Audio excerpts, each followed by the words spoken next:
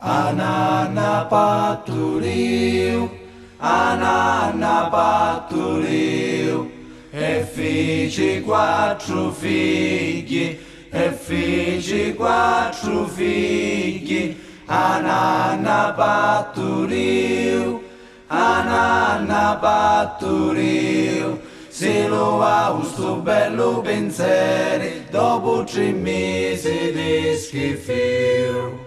Il primo si chiama Pandi e pesa 100 kg, da culla non ci capi e dormi dentro pila. Il secondo fa l'avvocato, c'ha bamba sembra digna, un giorno io cancugna e a notte io galigna. Poi Barbaro Ionello che è nato a Paternò, s'ammucca la runghi a mezzo biberò.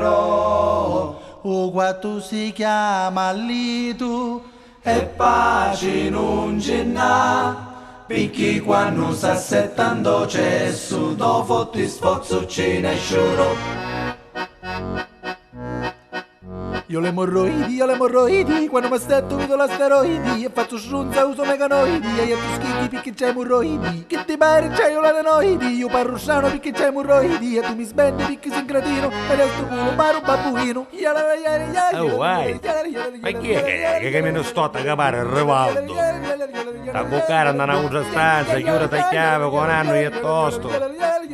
Ai, emorroidi, volevo venire prima, no?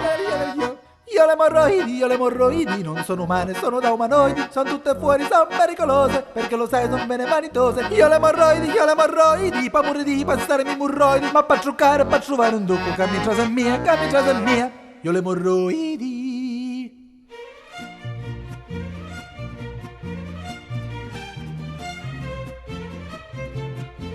Y cuídense que ahí viene la calandria, sí señor.